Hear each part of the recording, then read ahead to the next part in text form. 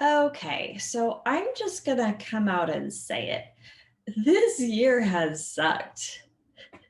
This holiday season has sucked. I normally try hard to look on the bright side, and I have acted that way for the most part. I decorated the apartment and attended 3 virtual celebrations on Christmas. I cooked my family's traditional pancakes decorated like Santa Claus with a hat and beard. They usually look better when I make them with my mother, who lives in North Carolina. But in reality, I've been depressed this holiday. I've had bouts of depression to a more extreme degree this year than I usually do. I suffer from anxiety and have seen therapists on and off for the past 5 years to help with me with racing thoughts, self hatred, and insomnia that sometimes accompanies it. I'm rarely depressed though, but this year has sucked. I'm sharing this because as I looked through potential sermon topics, I discovered that it's Seasonal Affective Disorder Month.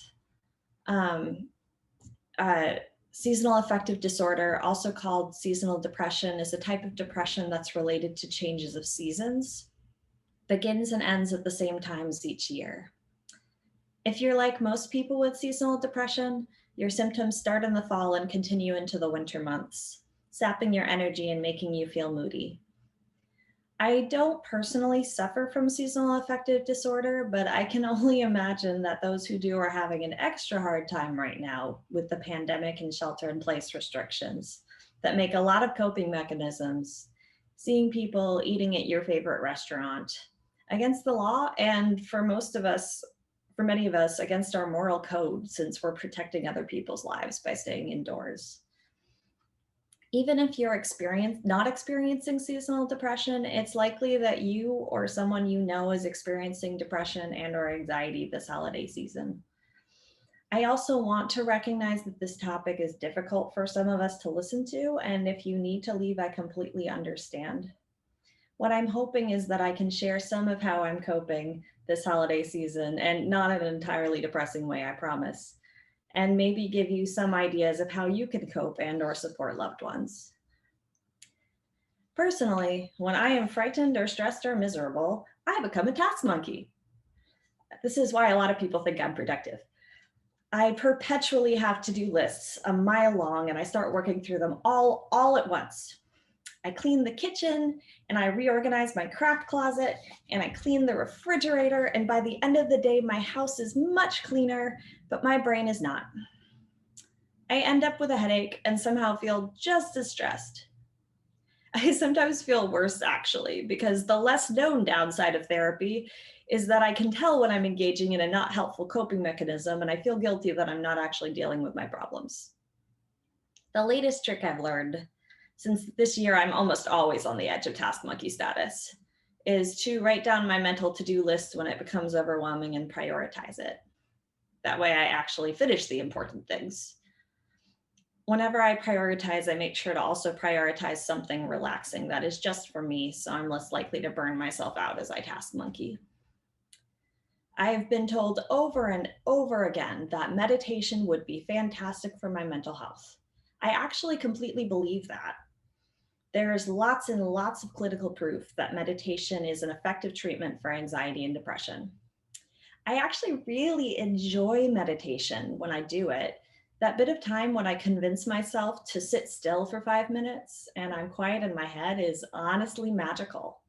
For a moment, I'm at peace, in the quiet, not worried or dwelling on anything. Thinking about this as I wrote this piece made me want to cry, because when I'm most in need of meditation is when I'm least likely to be able to convince myself to do it. Because my task monkey mode doesn't have an opening for sitting and doing nothing. And self control is really, really hard when you're not feeling well.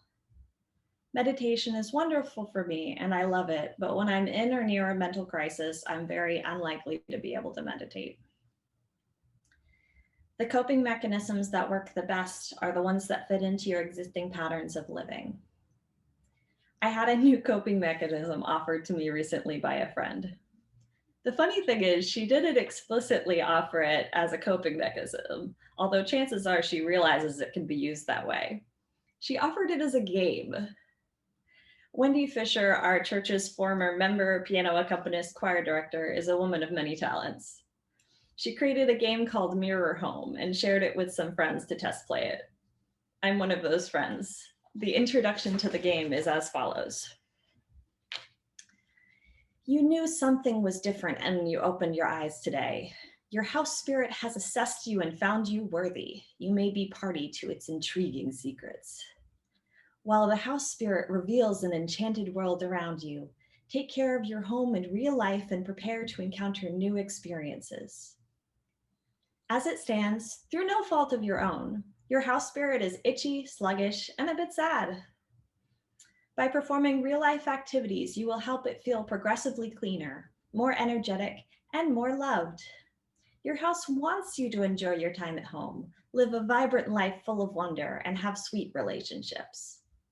Sometimes your house will ask you to clean it up a little bit, but that's not the focus. That's why you'll engage in pleasant pastimes, stretch out the hand of friendship, and develop a relationship with the mysteries that be. The more times you perform an activity, the more points you will receive. As you achieve certain point thresholds, you will level up. Level by level, your house will reveal the activities it wants you to perform.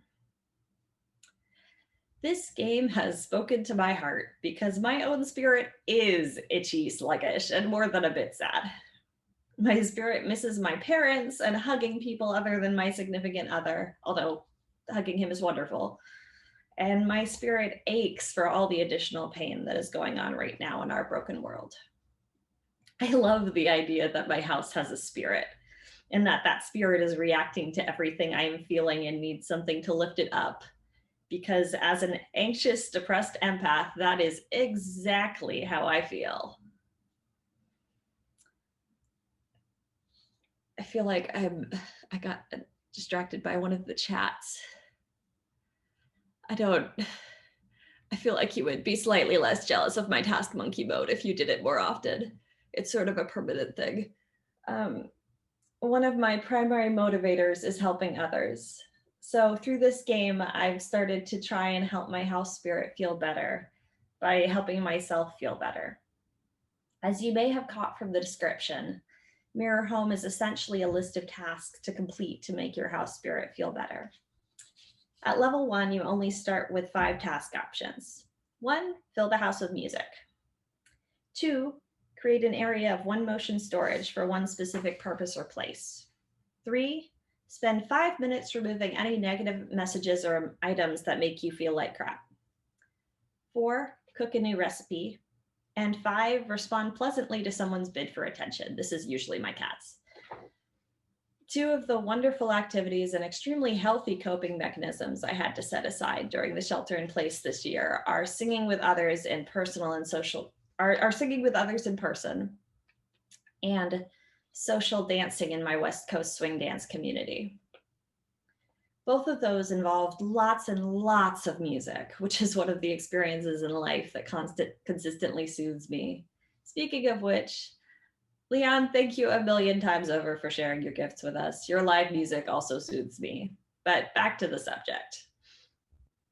As part of this game, the last 2 weeks, I've been using the task, fill your house with music, as a way to convince myself to sing again. Singing at home is not the same as singing in a group.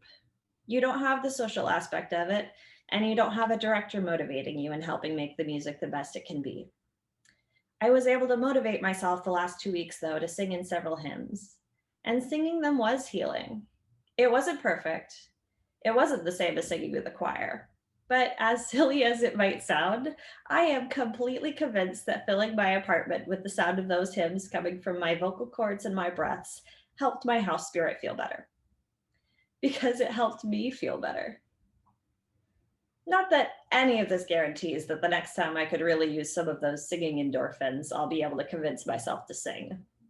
But I'm so grateful that I was able to do it this time. And one of the main reasons I was able to was that I was playing Mirror Home, where I got points to do it. That helped push me over the fence into actually singing and participating and soothing myself. And soothing my house spirit. And getting 5 more points. I'm up to level 4 in the game now. Baby points aren't a traditionally healthy motivator, but I'll take what works right now. As part of the game, I've also gained points doing activities I normally would do, but with a twist.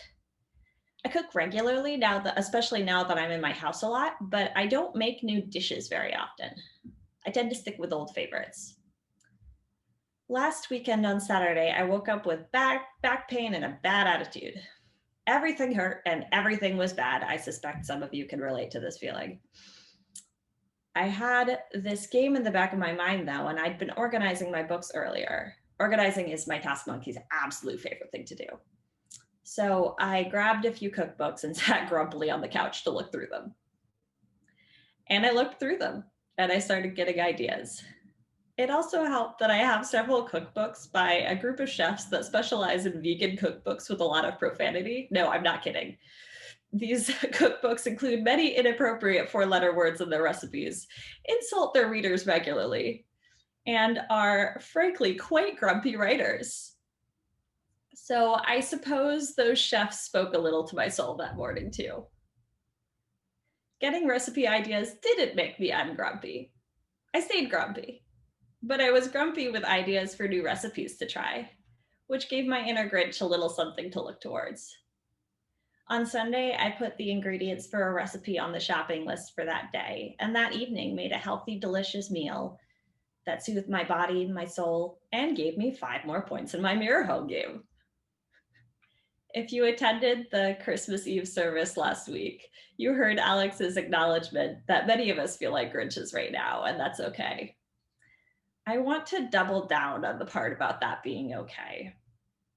It's okay to not be okay, especially right now when the world is not okay. Being a Grinch, glowering frequently, and occasionally growling is perfectly understandable and acceptable. If you have a friend or a loved one who is a Grinch right now, that's okay too. You can help them by getting them through this Grinch phase. Give them their favorite food. Make them a hot bath. Give them their alone time if that's what they're asking for. Just check on them every few hours and maybe bring a glass of water. If you're a Grinch right now, do the same things for yourself. If you're in touch with your house spirit and a helper, take care of your house spirit by taking care of yourself. When you remember to, drink a glass of water. Take a nap if you need to. Take a hot bath. Eat something other than sugar at least once a day, preferably more often, but Grinches take what we can get. At the core, we are a lot like plants. If given fertilizer and the perfect amount of sunlight, we can flourish, but sometimes we get the baseline, some water and a little bit of light. And that's okay. Just try to give yourself that water. And if you are the type of person who can meditate, that will probably help too. But if not, there are other ways to take care of yourself, your spirit, and maybe just your house spirit. Just please know that you are not alone as a Grinch. There are many of us and we are growling alongside you. We're all just trying to get through this together. Thank you.